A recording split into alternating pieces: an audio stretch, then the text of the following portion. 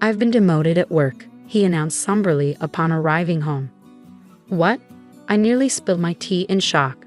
His company's recent poor performance and impending restructuring had hinted at potential personnel changes, but I never anticipated it hitting Scott directly.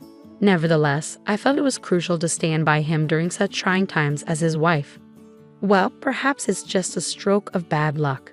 Times are tough, and I'm also working, so let's not fret," I replied, trying to maintain a cheerful demeanor. "I'm Catherine, 50 years old, currently employed full-time in the back office.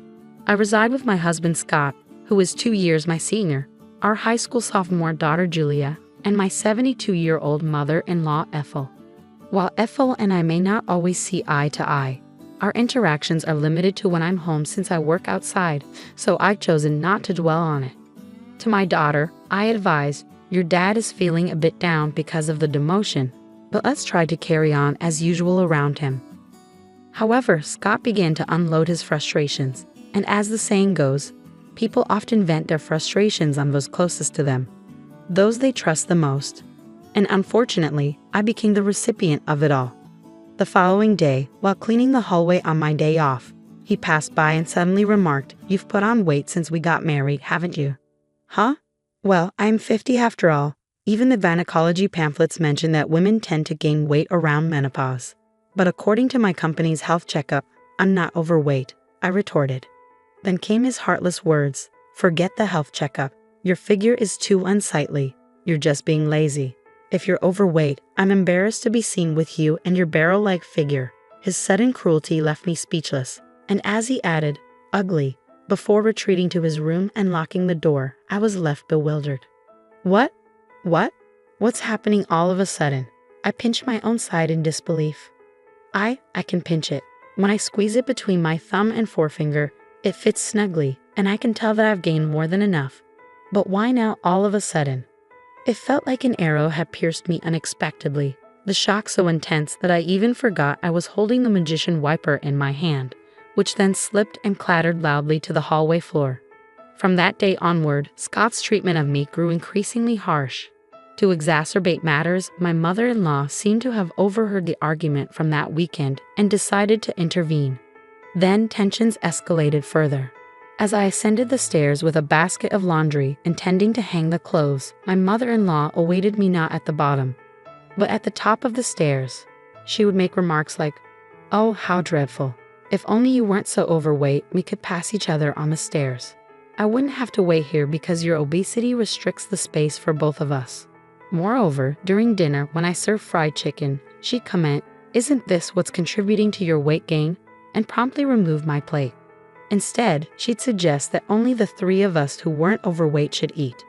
My gynecologist had mentioned that after middle age, one tends to either gain weight or lose it, yet my mother-in-law remained on the thin side.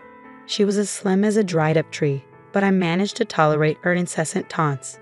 Such annoyances had become routine, so I had grown somewhat accustomed to them.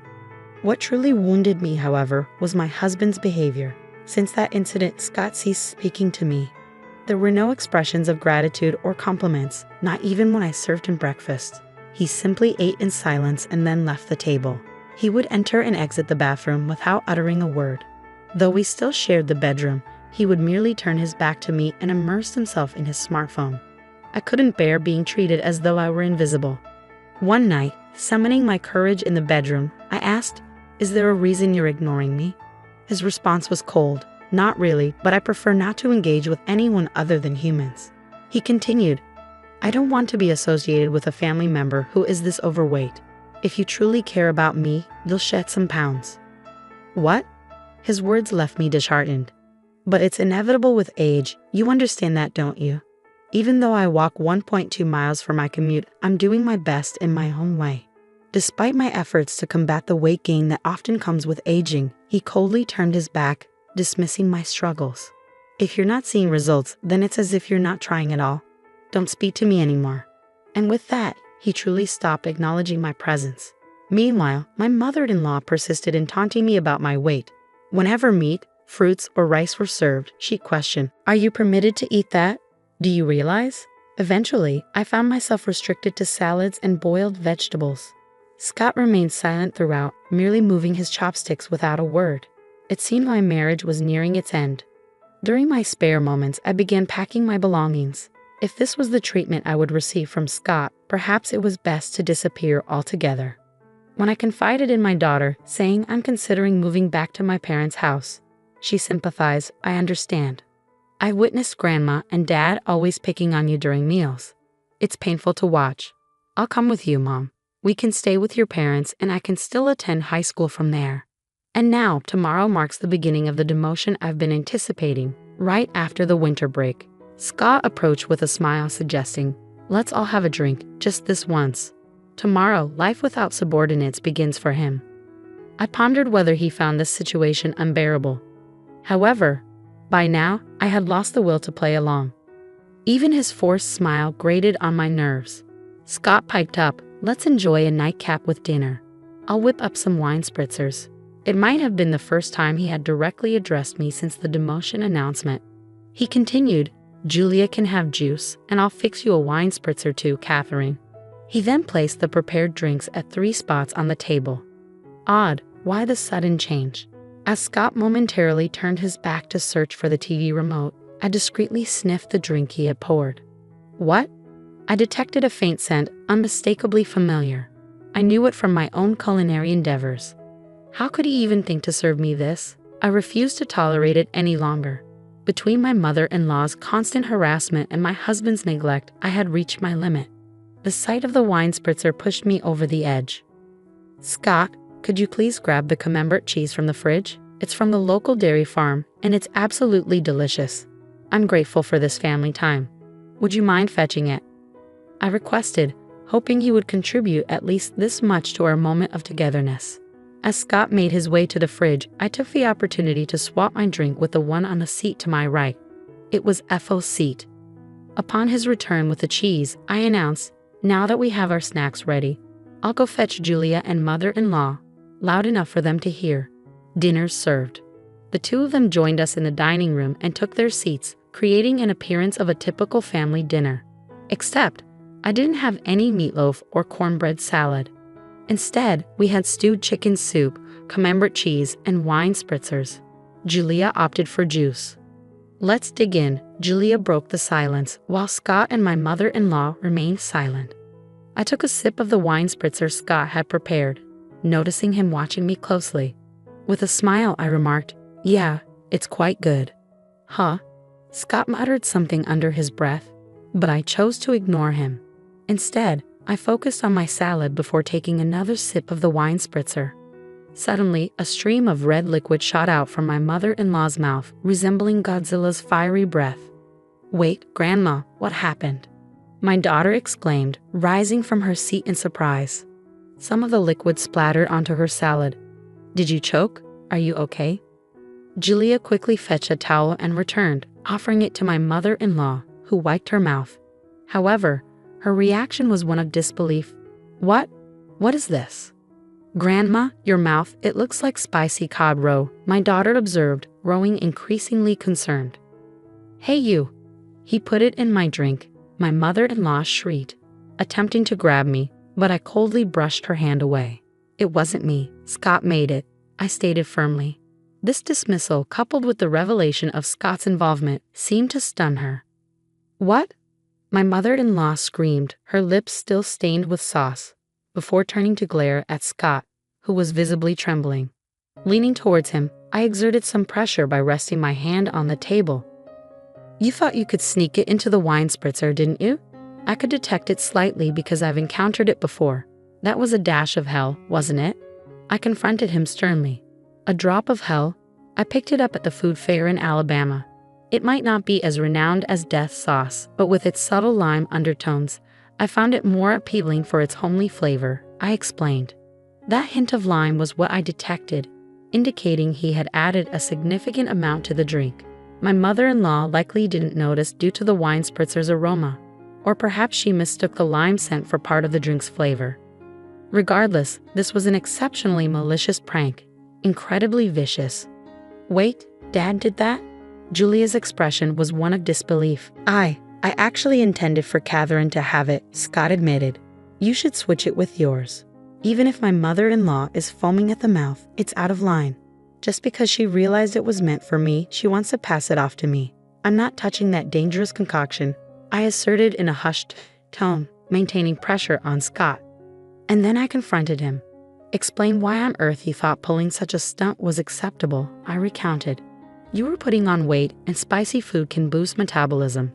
So I figured I'd give it a try, Scott reasoned. Pathetic. What a lame excuse, I scoffed. Did he truly believe such an explanation would suffice? It was utterly embarrassing.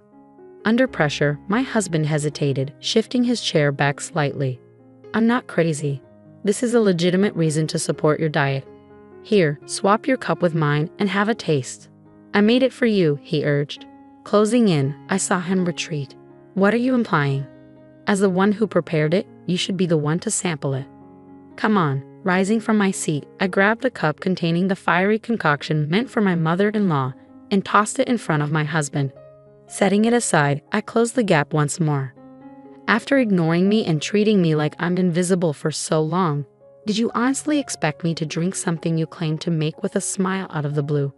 Did that not occur to you in your empty head? Isn't it all too childish?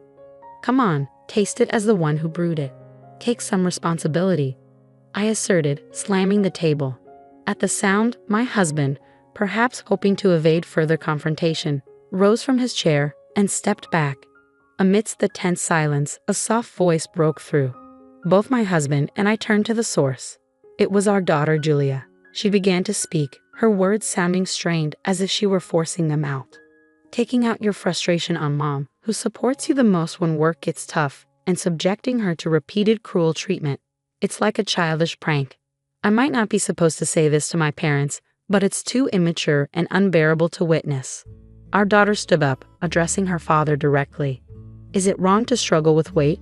Mom wakes up early, walks to work, and even packs her own lunch. So it's not fair to say she's not making an effort, she continued, turning to face her grandmother. And you going along with it, taking away Mom's dinner like the fried chicken incident. What Grandma is doing is reminiscent of high school drama.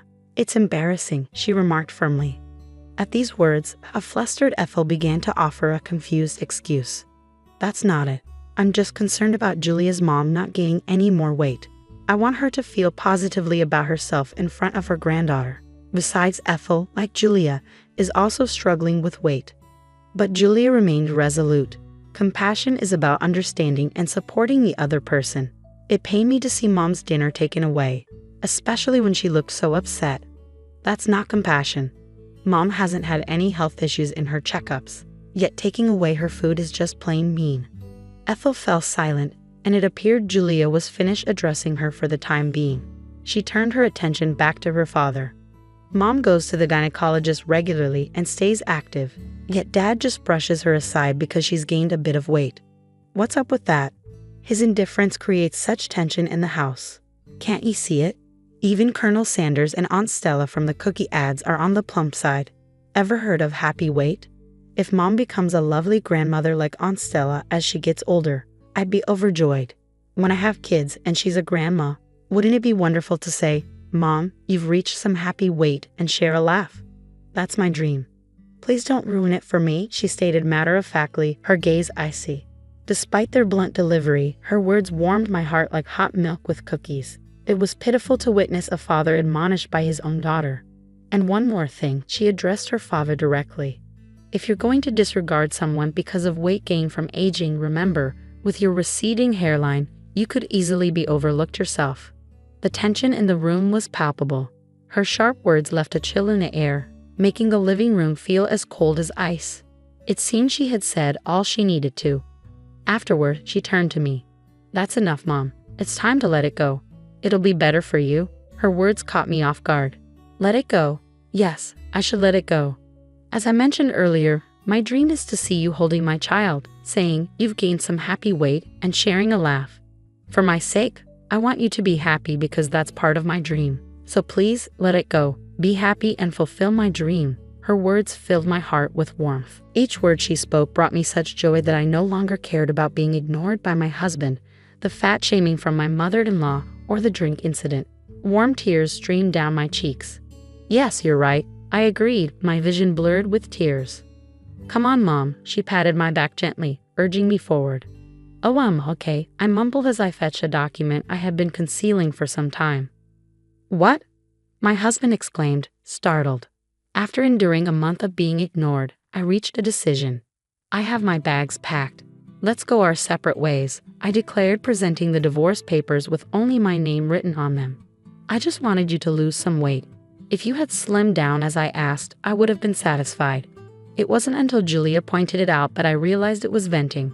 But since you didn't shed any pounds, I thought I'd torment you further. I didn't mean for it to. I didn't expect this outcome, my husband confessed, panic creeping into his voice. Those who fail to notice until things escalated are the ones acting incredibly immature, Julia retorted sharply. Living without her beloved granddaughter is no laughing matter for my mother-in-law. Ethel interjected softly, her voice as gentle as stroking a cat. Julia, dear, you wouldn't want to keep living with us, your grandmothers. Julia shut down Ethel's plea with a firm refusal. I decline.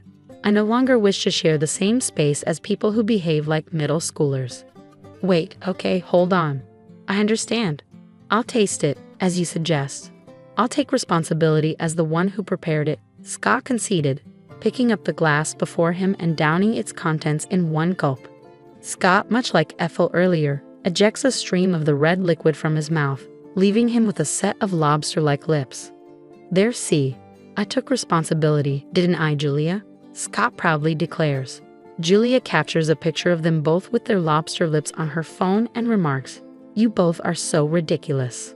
Mom, let's go," before swiftly exiting the living room. Yeah, I'll follow her lead, I agree. Left behind is a dinner table splattered here and there with the wine cocktail mixed with a drop of hell, along with a husband and mother-in-law sporting red lobster lips. I returned to my parents' house with Julia. Upon explaining the situation at home, both my mother and father are enraged and decide to confront Scott and Ethel. They return with the divorce papers, and I ultimately end up getting divorced. My ex-husband Scott's career hits rock bottom, with no notable achievements in his remaining years. It turns out he had a habit of ignoring issues he disliked, even with his subordinates, which ultimately led to his demotion, a revelation I only recently discovered. Meanwhile, my ex-mother-in-law Ethel, who had been difficult and seldom ventured outside, finds herself in a stalemate within their two-person household. Eventually, I received a call saying, "Things wouldn't be so dull if you and Julia were here." This sentiment is underscored by the 17 years that passed since Julia was born and we lived together. Please come back, I'll stop ignoring you. But I won't be returning. Enjoy indulging while you can. Once you have grandchildren, you'll have more physical work to do, my mother jokes with a smile. That's a good point. Today, like every day, I'm walking to work. Along the way, my boss drives by and stops the car, offering, "Need a ride?" "No, thank you, I'm sticking to my diet." "Just get in, Catherine," he insists. "I found a new boyfriend," I announce proudly. Both of us have experienced divorce, which has strengthened our bond and mutual understanding. Dieting is great and all, but being late would pose a problem, he mentions as he drives. "I've never been late before," I retort, puffing up my cheeks defensively. He glances at me and gently pokes my puffed-up cheek with his finger. "Give me the time you saved by riding in a car today for our conversation," he says with a playful smile, ever the chatty boyfriend.